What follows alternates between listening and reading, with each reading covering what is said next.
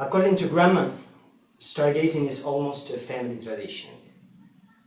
Papa got the telescope she still keeps up in his room as a present for his 10th birthday. Seized by a brief obsession for astronomy, he named one of the farm dogs Kepler. It's important to think very carefully before giving something a name, because a name points to a destiny. According to the Salvatierra boys, who knew him when he was old, Kepler was not allowed in the house because he constantly trailed a cloud of gas. When he was engaged to Mama, who had spent some time seriously studying astronomy, given that is a component part of physics, every time that they came down to the farm, they would go out to the field after dinner and watch the stars. Grandma used to say that back then the heavens were full of tourists. According to her, not content to fight over the earth, the Russians and the Yanks felt that they had to flood the sky with capsules and satellites, with dogs and monkeys, and discarded rockets and astronauts dreaming of the White House. Grandma swore that one night she had seen a satellite, a story that always made Papa laugh. "Oh, stop calling it a satellite, Mama, it was a shooting star. But the little light was red. The only thing red was the wine you'd been drinking," said Grandpa. I never saw a sky like the sky over Borrego, so vast, so black, with stars in an infinite array of size and brilliance. Before Dorrego, I had always thought of the sky as a black screen on which a handful of scattered stars twinkled vacantly. Dorrego revealed the other sky, the boundless dome that sends you rushing to a dictionary for synonyms for infinite. Stars that clustered, not into constellations, but into galaxies. Stars like swarms of bees, which suggested not stillness or permanence, but movement, the trail of something, of someone who passed just now, a moment ago, when you weren't looking. The sky that seems to suddenly reveal the meaning of all things. Man's need to create language to describe it, geography to explain his place within it, biology to remind him that he is a newcomer in this universe, and history because everything is written in the sky above Dorrego. Intimate and extravagant stories, love and loss, the miniature and the epic.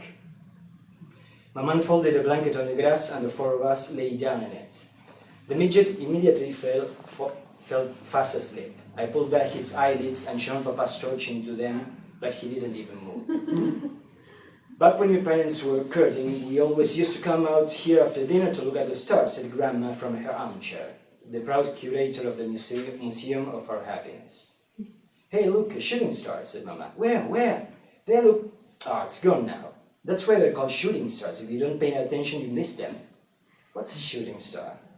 Sometimes when you look up at the sky, you'll see a star moving at 1,000 miles an hour and it disappears, said Papa.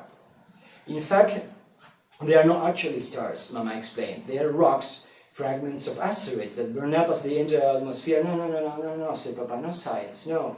Why science, no, protested Mama. Because kiss, yes. He leaned in and kissed her, but I had other things in my mind.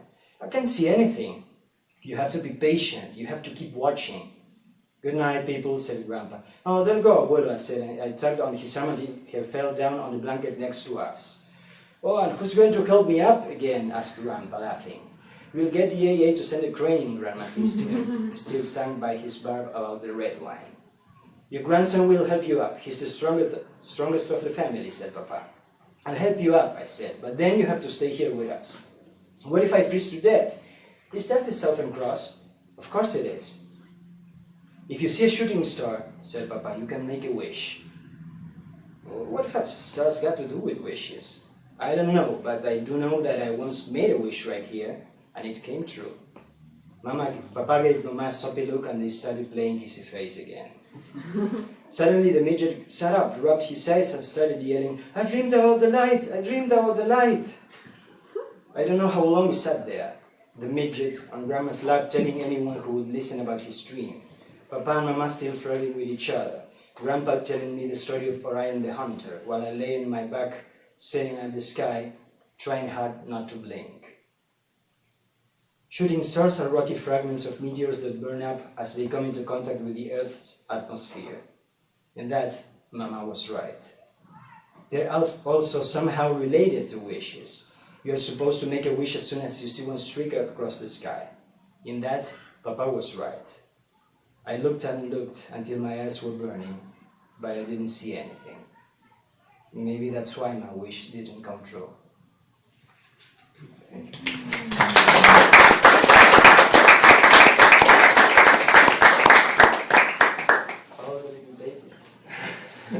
Very useful.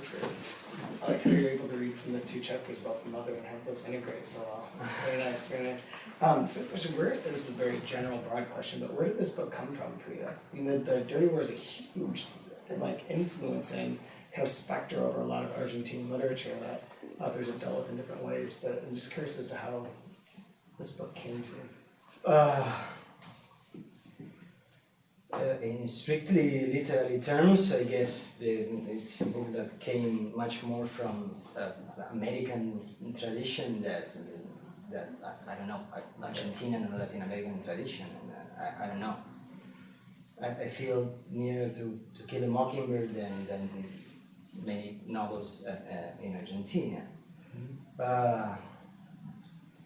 In respect to the story per se, it had to do, for one part, with the need to speak about that time, at a time when practically no writer was talking about it.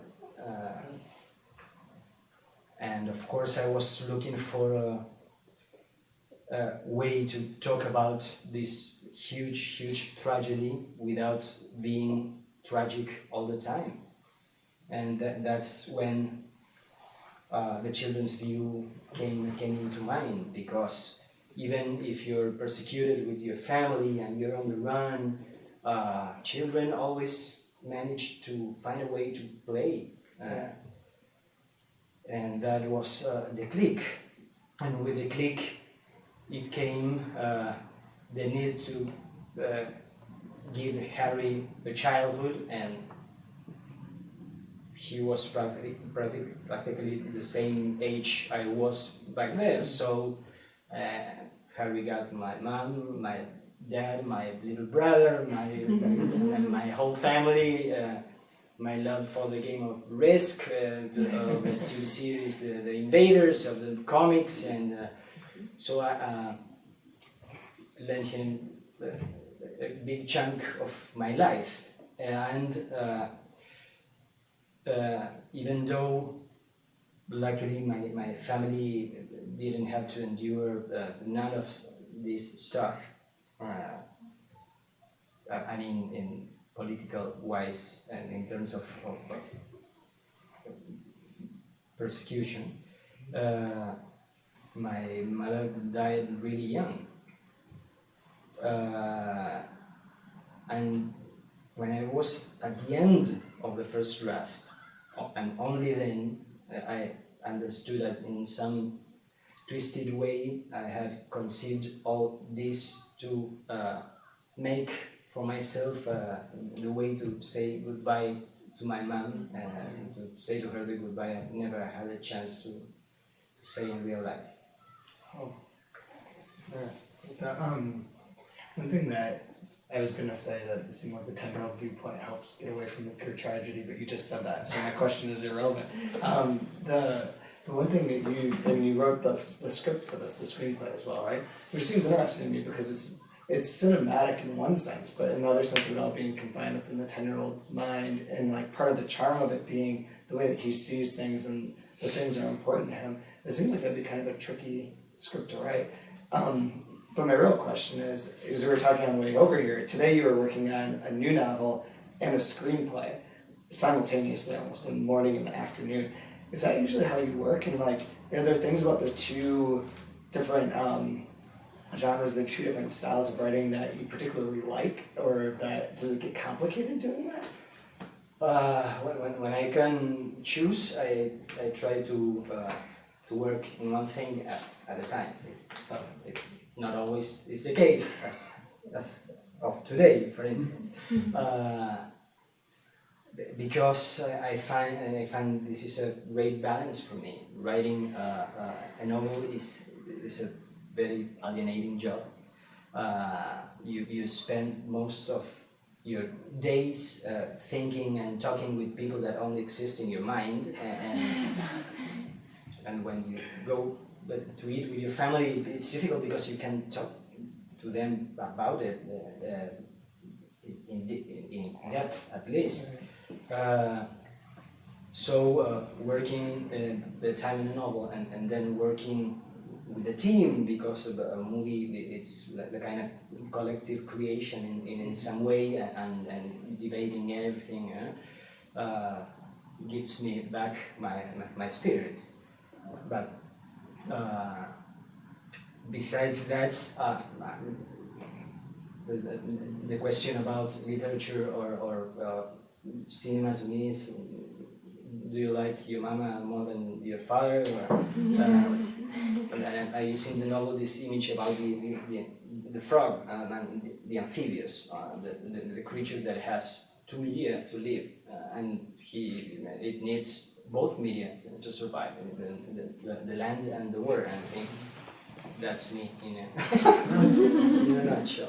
It's really interesting because one of the in Granta magazine they had recently a special issue that's like the best young Spanish language novelist, and in those 22 people there was a ton of writers that did like film and writing, which is, I mean, makes complete sense. And as you say, I mean, you grow up in two medium, now multiples and lots of that, but in America, I don't think there's that many American writers that do both things. I mean, not nearly that amount. That's not really a question. The last thing I was going to ask you is that the one that American author that your book does remind me of in tone is Albert Frugat, like the movies of my life. Yes. Because it sort of has that global everything sort of vibe to it. Like you're talking about the Fantastic Four and that, and like. Things are outside of the Argentine context, and it has the same sort of. And he's a movie director. He's a movie director. Yes. Yeah. Was there anyone else that influenced you, or that you're a big fan of, you'd like to recommend to us? Well, two obvious influences. One is Dickens, one of my favorite writers.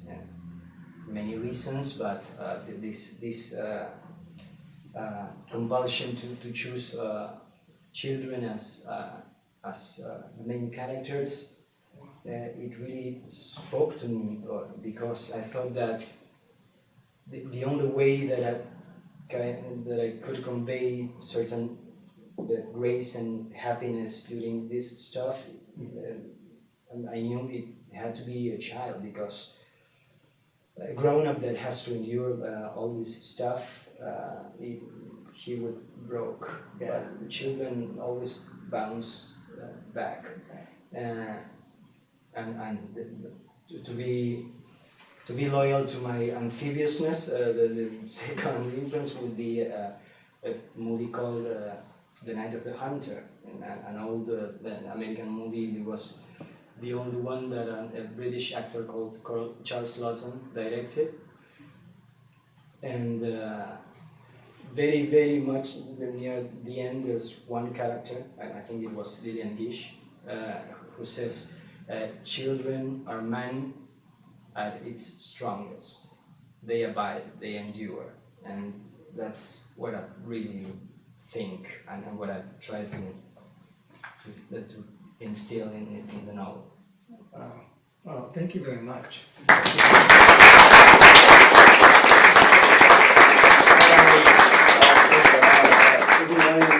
To the stage.